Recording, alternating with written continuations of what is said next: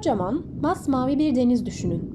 İçerisinden yalnızca bir bardak su aldığınızda balinaların varlığını inkar edebilir misiniz?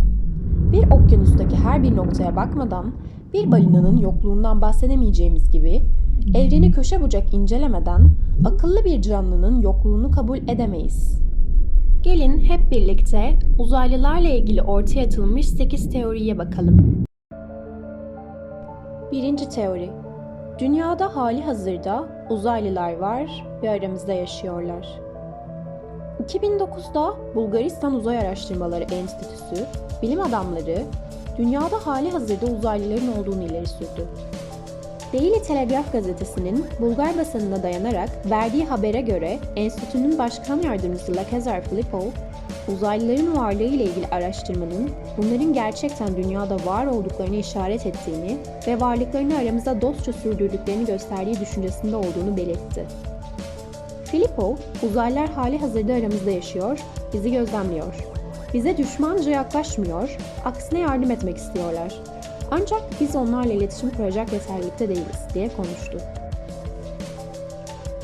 Bu teori saçma gelse bile bilim insanlarının, büyük şirketlerin mümkün gördüğü bir teori. Hatta belki hayranı olduğunuz müzik yıldızı, buluşlarını takip ettiğiniz bilim insanı ya da en yakın arkadaşınız bir uzaylı olabilir. İkinci teori. Mars'ta yaşam yer altına çekildi. Mars üzerinde çok karanlık olmaları nedeniyle içleri görülemeyen siyah delikler keşfediliyor. Bu delikler kızıl gezegende yaşamı koruyabilme olanağına sahip derin yeraltı mağaralarının girişi olabilir. Atmosferi zayıflayan, doğal düzeni bozulan Mars'taki yaşam yer altına çekilmiş olabilir. Fotoğraftaki delik Mars'ın yüzeyinden fotoğraflanmıştır. Genişliği 35 metre civarında ve girişi zamanla kapandığı için şu anki derinliği yalnızca 20 metredir. Bu analiz, Mars'ın etrafında dolanan Mars keşfi yörünge aracının üstündeki HiRISE isimli yüksek çözünürlüklü görüntüleme cihazının çektiği fotoğraflara dayandırılıyor. Bu fotoğrafta görülen delik yaklaşık olarak bir futbol sahası büyüklüğünde ve o kadar derin ki Güneş tarafından tamamen aydınlatılamamış. Deliklerin altında yer aldığı düşünülen derin yeraltı mağaralarının Mars'ın zorlu hava şartlarından etkilenmediği için korunma amacı olarak kullanılmış olabileceği iddiaları üzerinde duruluyor. Bu yüzden bu ve benzer deliklerin NASA tarafından Mars'taki yaşam kanıtlarının izini sürmede oldukça önemli bir başlangıç noktası olarak kabul edilebileceği ifade ediliyor. Bu delikler Mars'a gönderilecek uzay mekikleri ve robotlar için de ana hedef merkezleri oluyorlar. Üçüncü teori. Uzaylılar belirli dönemlerde insanlığa yardım etmek için dünyaya uğramış olabilirler. Daha ilk çağlarda insanların yaptığı görkemli yapılara uzaylıların yardım etmiş olabileceği düşünülüyor. Örneğin Mısır'da Seti Tapınağı'ndaki hierogliflerde helikopter, UFO, denizaltı ve jet uçağı tasviri bulunduğu iddia ediliyor. Bu tasvirlerin gerçek olduğuna inananlar, eğer resmedildiyse eski Mısırlıların bu teknolojik araçları görmüş olmaları gerektiğini öne sürüyor. İslam alimlerinin söylediği gibi günümüzde bilim adamları da son yıllarda yaptıkları keşiflerle Mars'ta hayatın varlığının ve binlerce senedir dünya dışı yaşamın insanları tarafından ziyaret edildiğimizin gerçek olduğu sonucuna vardılar. Dünya kamuoyu bize doğru yansıtılmıyor. Mesela Japonların çok kıymet verdiği pek çok bilim adamı uzayda hayatın olduğuna ve dönem dönem bunların dünyaya geldiğine inanıyorlar. Mimar Sinan'ın, hele Piri Reis'in mutlaka ama mutlaka dünya dışı varlıklarla ve teknolojilerle iletişim kurduğuna inanıyorlar. Dördüncü teori. Uzaylılar çoktan kolonileşmiş olabilir. Bizden çok uzakta, uzayın farklı bir köşesinde çoktan kolonileşmiş olabilirler ve bizim bundan haberimiz olmayabilir. Afrika, Avustralya ve Alaska olmak üzere hala dünyanın birkaç noktasında yaşayan ilkel kabileler var. Dünyanın çoğunluğunda kullanılan teknolojiden, kurdukları birliklerden ve anlaşmalardan haberleri yok. Sadece bu bile küçük bir örnek olarak gösterilebilir. Beşinci teori. NASA, varlıklarını biliyor, toplumun panik yapmaması ve elde ettikleri teknolojiyi kullanmak adına gizliyor olabilir. Uluslararası Uzay İstasyonu'ndan yapılan canlı yayınların kesilmesi, eski astronotların uzaylıları gördüklerine dair yaptıkları açıklamaları buna referans mahiyetinde. NASA, bunun toplumun arasında bir panik ve merak oluşmaması adına veya elde ettiği teknolojiyi paylaşmamak adına yapıyor olabilir. İsrail'in Uzay Güvenlik Programı'nın eski şefi Hayim Eshet, uzaylıların var olduğunu ancak insanların onları kabul etmeye hazır oluncaya kadar Dünya'da ve Mars'taki üslerinde gizlenmek için ABD hükümetiyle anlaşma yaptıklarını öne sürdü. Eshet, uzaylılar burada olduklarını duyurmak istemediler, zira insanlık henüz buna hazır değil ifadelerini kullandı. Kitlesel bir histeri başlatmak istemiyorlar diyen Eshet, ilk önce bizi aklı başında ve anlayışlı hale getirmek istiyorlar yorumunu yaptı. Uzaylıların sulh ile geldiğine dikkat çeken Eshet, insanlığın gelişmesini, uzay ve uzay gemilerinin ne olduğunu ana hatlarıyla anlayacağımız bir aşamaya gelmemizi bekliyorlardı diye kaydetti.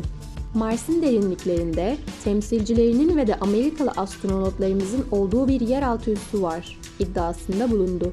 Ayrıca insanlık ile uzaylılar arasındaki işbirliğinin merkezlerinden birinin Mars gezegenindeki gizli bir üs olduğunu söyledi. Röportajında anlattıklarını kulağa bilim kurgu gibi geldiğini ifade eden eski yetkili, "Bugün söylediklerimi 5 yıl önce ileri sürmüş olsaydım hastaneye kaldırılırdım. Akademide bu fikirle nereye gidersem gideyim, bu adam aklını kaçırmış dediler," dedi. 6. teori. Aslında bize haber göndermiş ama bu binlerce, milyonlarca ışık yılı süreceğinden henüz elimize geçmemiş olabilir. Görebildiğimiz en uzak galaksiler 13.2 milyar ışık yılı uzakta. Bir diğer deyişle bu en uzak galaksiye ışık hızında gidecek olsaydık bizim için zaman geçmezdi. Ama Dünya'ya ulaştığımızda geride bıraktığımız gezegenimizde 13.2 milyar yıl geçmiş olurdu. Tabii Dünya'da da. Yani yola çıkarken hedef koyduğumuz dünya muhtemelen artık orada olmazdı. Hele ki Güneş sistemimizin en fazla 4-5 milyar ömrü kaldığı düşünülecek olursa. Dahası ışık hızında gidiyorsak gezegenimizle irtibat kurmamız da mümkün olmazdı.